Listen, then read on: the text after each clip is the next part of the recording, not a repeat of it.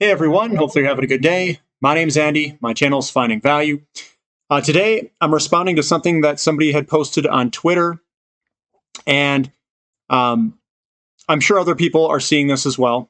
And I look at things it's like piecing together this very large puzzle. And you have to have an alignment, and if you've been on the channel for a while, you probably heard me talk about this all the time. I look for things to align. Market conditions, valuations, technicals, etc., etc., etc. So this person has posted up here, and I'm going to go over the post with everybody. It says, "Hey Andy, you're showing how patterns repeat often and examples in many charts over the last couple of weeks. Well, what about this?" And what he shows, and what I have in the background here, I'll get rid of myself, is this is the price of gold. And then he puts in this pattern here. And then it heads lower, and this is the top of 2011, 2012, 2013. He puts, and remember this pattern at the top here. The next pattern here is 2019, 2020, 2021. That's today. And he puts in this same similar pattern here. And if you notice, they're not exactly the same, but I will say something that is vastly different between the two. I'll read, actually, I'll open this back up. Let me read what he writes here too.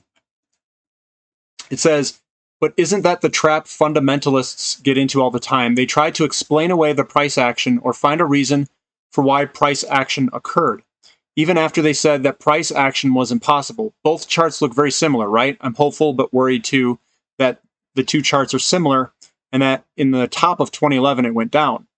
If the general market starts to slip and fall into a bearish correction trend in the next few days or weeks, it's very possible that could drag gold down along with it a fair amount, right?"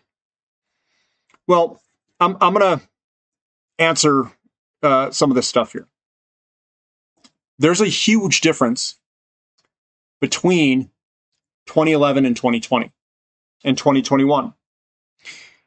2011, yes, it's valuations. If you were to look at gold, its valuations to all the other commodities were incredibly expensive. So I should say the commodities all fully valued themselves. We were at the end of a commodity bull market. So if I were to pull up any commodity there is, uranium in 2007 peaked. Oil in 2008 had peaked. All of these different commodities, their ratios were peaking. They were at very expensive ratios. And in fact, gold would have been a better buy because all those ratios went way down. Even gold just went down less. If you really want to talk about who won in that scenario. But the market conditions were completely different. We had a crash in the housing market, the real estate market. The thesis of this channel is basically saying that inflation comes from real estate, residential real estate. And if the residential real estate goes away and crashes, then you only have like 2 years left, 3 years left after that crash of a bull market. That happened in the 70s, and it's happened in 2008 to 2011, 3 years. In 77, I think it crashed 3 years. And then there's nothing supporting the price of gold. It's going to come back down. So you can't take one piece of the puzzle, which is a charting technical analysis piece, compare it to some random chart and say, look, these two are similar, this fell. What I'm saying is, if we have a short-term problem in gold, it's going to be temporary because structurally, it's got to move higher. And why do I say that? Because of valuations, because of market conditions. Now, if you lose the housing market, then I would be afraid, because the housing market is what's driving, it's the gateway for inflation into the system. Technical analysis is not that great if you only use chart pattern recognition. If you tie it to the technical analysis, to a lot of the market conditions, you can win amazingly. It's like cheating at that point, in my opinion. Now, I am only going into these areas and sectors that are drastically underpriced, and we are early still. We don't have rising interest rates, and this could bounce all over the place. It could go a little bit lower, but I think it will come back up because of the valuations and the market conditions. So I've got this wind at my back, continually pushing me forward in commodities. When that wind isn't there, I'm not touching them. I'm not in commodities at all. I'm out. I'm on the sidelines. I'm buying something else. It's only when the conditions exist, and the conditions only exist every single time we go into an expansionary phase of real estate. And that's the thesis of the channel. That's what I've basically dug into.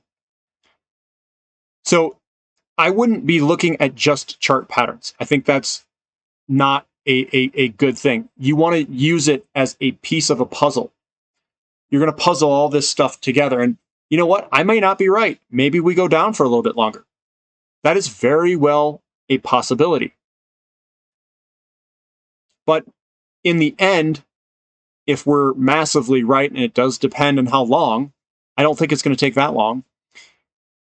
So here's another important thing. You have to look at confluence. Confluence is the merging of all this different information. Does gold go up in a commodity boom? Yes. What are commodities doing? They're all going up. More than likely, gold's going to go up with it. So what drives commodities higher? An expansionary phase of real estate. Watch the real estate market. Then look at the charts and do the chart comparisons. More data. All these ratios are turning. I created some ratios here. Here they are right here. I just did them in paint. Very, very simple. This is the XAU to gold ratio. It was coming on down. Look at 2011. We were coming on down and we never broke this. We never broke the trend. We were still in a downtrend in 2011 on the XAU to gold ratio. We were coming on down, coming on down. We never broke. There was no breakout of that downtrend. You can compare the 2011 chart pattern, but your ratios were telling you, do not buy. All of your commodities have fallen and gone away. They were screaming, do not buy. Your residential real estate land values were plummeting in 2008, 2009. They were screaming, do not buy. We were in a recovery phase of real estate. We don't buy precious metals in a recovery phase of real estate. The M2 money supply wasn't growing rapidly. Our gold to monetary base was declining from 2008 onward. Do not buy. I've got the XAU to gold ratio on the short term over here. So we broke its downtrend. We broke its downtrend in 2020, 2019 to 2020. We broke it. We're still up here. This is different. Your radar should go up and say, look, we've got a ratio breaking from gold miners to gold. That is usually in the beginning of a bull market. And this is what I think is the beginning of a bull market. We've come on down. We're still in a downtrend. There is still risk buying down here for the XAU to gold ratio. And it could go a little bit lower or sideways, but the big overall downtrend is broken. And I would be cost averaging in down here and trying my best to get into some companies. And it does look like it's firming up some in the short term. It did firm up here as well, and it got hit. Huey to gold ratio. Look at 2011. No break. We were massively coming down in a downtrend all the way down. 2011, no. We were still downtrending. So the price of gold usually extends past the price of the Huey and XAU. You can see that in this Huey to XAU ratio going back. You can see it here. 2000 to 2004 would have been the good bull run in the beginning of that market. Then oil and all these other ones start to outpace, and then you get this decline. But we are at really low valuations of the Huey to gold ratio at this point. We haven't accounted for anything. So what I'm saying is it's a good value proposition.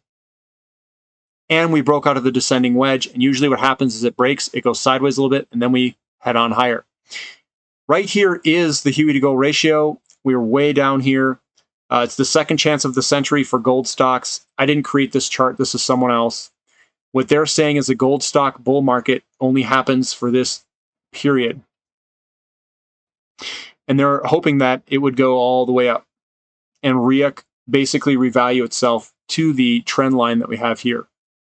And right now it's been kind of going sideways and delaying. And then you want to get out and go back into gold and ride gold higher. That's what they're saying. I just wanted to throw that chart up here. So the main difference is you're using one piece of analysis and then comparing it against both. And you have to use way more than that. You have to piece the entire puzzle together. I am not just a technical trader. I also use market conditions and ratios. You're buying, when you buy things when the ratios are incredibly low or I'll say incredibly favorable for whatever asset you're buying with a lot less risk. The bet is a massive asymmetric bet. People who are buying Bitcoin, I think you could be buying, you can't value it, so you don't know where you're buying.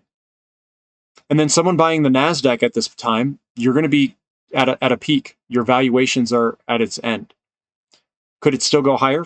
Very well, it very well could. The conditions could last longer for a Nasdaq to continue to go higher, and we probably will go higher.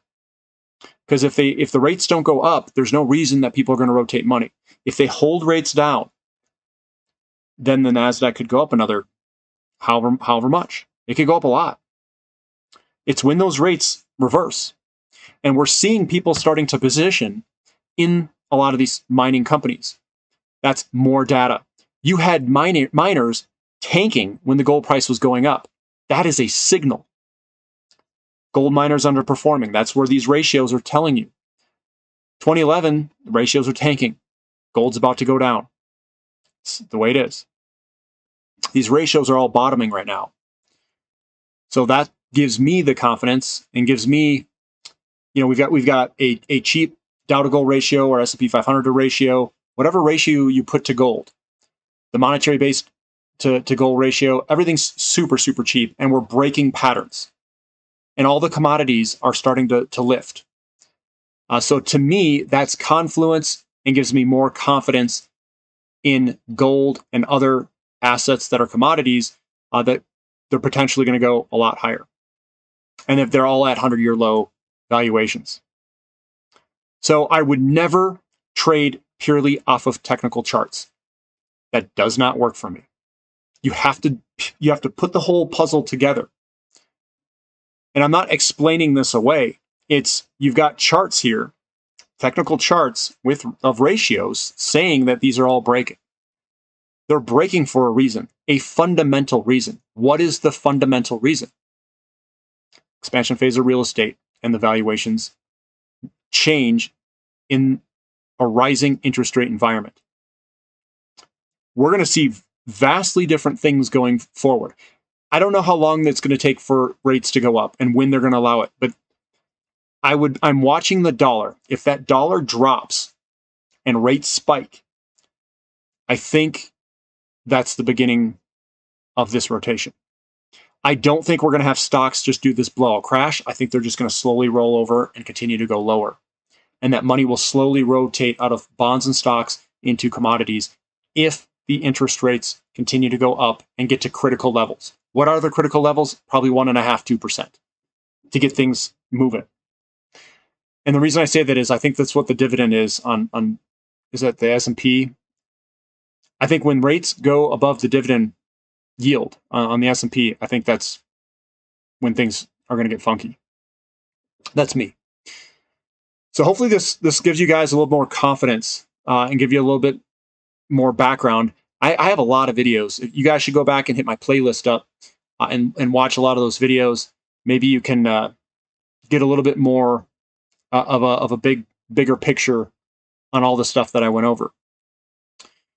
because I'm trying to tie this all together. And I use technical analysis as a foundation of basically using the market to verify that the thesis is right. If you guys like this content, give me a thumbs up. Put any more questions below if you have any questions in the comment section. And thank you for listening. This is Finding Value.